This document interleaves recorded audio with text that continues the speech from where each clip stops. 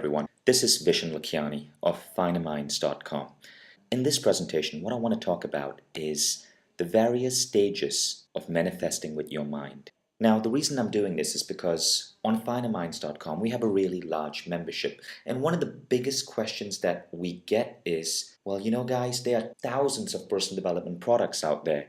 How do I understand what is best for me? Now, I had the same question. I'm a prolific reader and I consume pretty much every new product out there. And for my own benefit, what I started doing was doing mind maps and correlating and relating different products and ideas and theories from different teachers and authors to one another. And over time, I began to notice that everything we talk about in the whole genre of manifesting with the mind tends to fall into 5 categories. Now let's start with the first level, awareness. You're in a state of awareness when you have begun to recognize that your thoughts to some degree influence the world around you.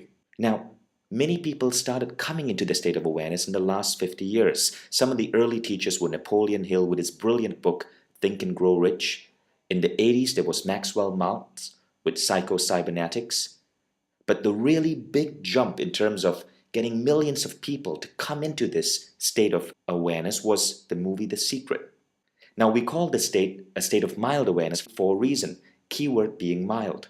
People began to understand that their thoughts created their reality, but it was a very simplistic understanding, akin to saying, think positive thoughts. Of course, there's a lot more to it. And what started to happen was the people who saw The Secret began learning more and more and more, and as they did so, their level of understanding increased. But the law of attraction did not involve just a bunch of people thinking happy thoughts. It dived in a lot deeper than that.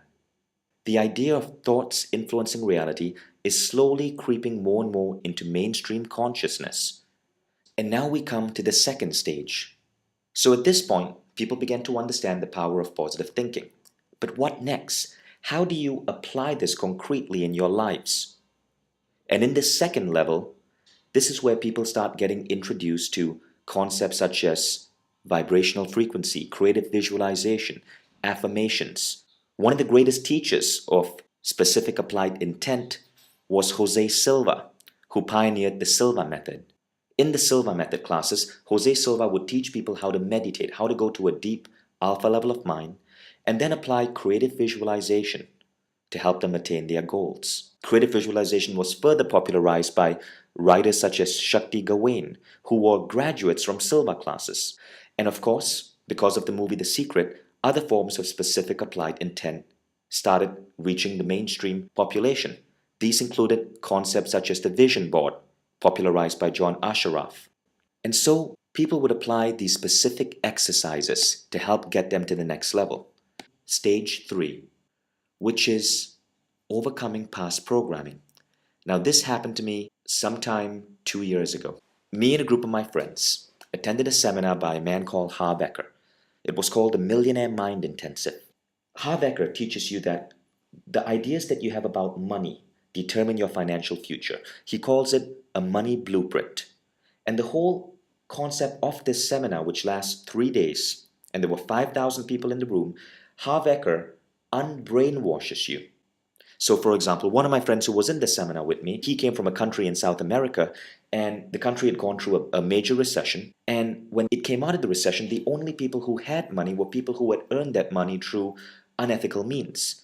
So my friend had this idea that money was in some ways bad, and you had to be unethical to gain money. What happened was, in this seminar, he had that brainwashing removed from him. The end result, he became highly successful in the course of 1 year following that seminar. Now, we all have brainwashing in ourselves. And what teachers like Harv Eker do is they help you understand this level of brainwashing and they help you remove it. And when you remove it, that's when you make monumental leaps in what you are able to attract into your life with your mind. Now, the fourth level is a state of allowing. This phrase comes from Esther Hicks. She's the author of the book Law of Attraction and Ask and It's Given. Esther Hicks is an amazing teacher. Now, I happened to attend one of her seminars last year. It got me interested in her book, and I've been reading every book that Esther produces. Now, a state of allowing is where you understand that you are connected to source energy and that everything you want can flow towards you. We are perpetually in a state of allowing well-being to flow through us. But when you're sick, or you have disease, or you are stressed out, those are signs that you have blocked the natural flow. So in other words, the well-being is a natural flow. And that's the big realization that comes to you when you recognize the state of allowing. So this state means letting go of what you think you want or feel you should want and actually just following your joy. It means allowing yourself to listen to your inner guidance. It means trusting that the universe will give you what you ask for, but only if your energy vibration matches your level of thought. And this to me has been the ultimate lesson in manifesting.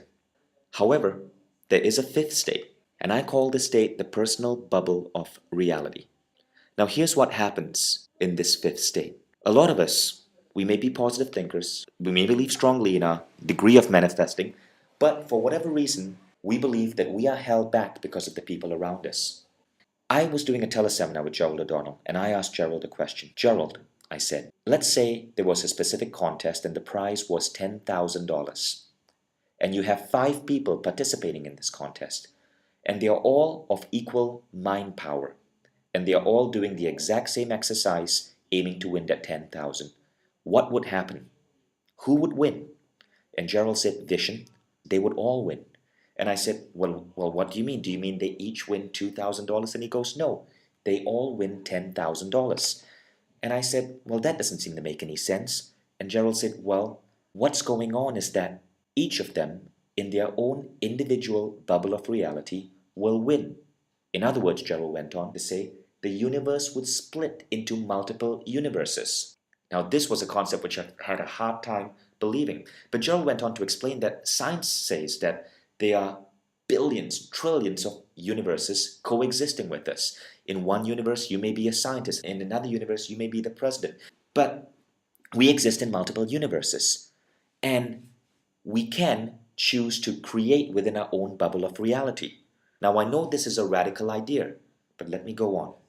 A few weeks after speaking to Gerald O'Donnell, I happened to be in Portland, Oregon, attending a lecture by Neale Donald Walsch. He's the author of the Conversation with God books. And Neale went on to talk about the political system. Now, this was September 2008. It was just before the McCain-Obama election. And Neale said something similar.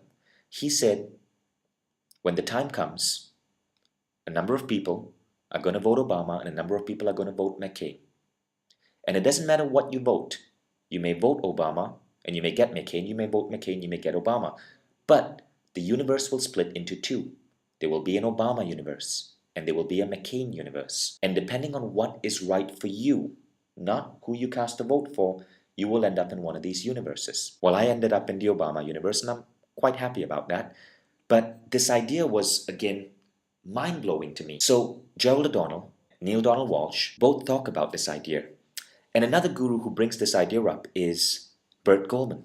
Burt Goldman has a program out there called Quantum Jumping. You can learn about it on quantumjumping.com. And in Quantum Jumping, Burt teaches people how to pick up new skills and new ideas by being able to connect to versions of themselves in a different universe.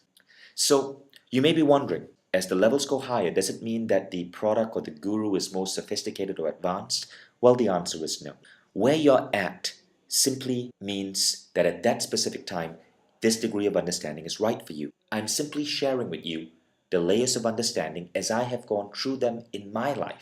As someone is exploring manifesting with the mind, they go through these 5 levels, stage by stage by stage. And at each level, they learn something new or they develop a new insight that allows them to create, manifest, and attract more into their lives. Hope you enjoyed this presentation, and I'll see you on finerminds.com. Thank you.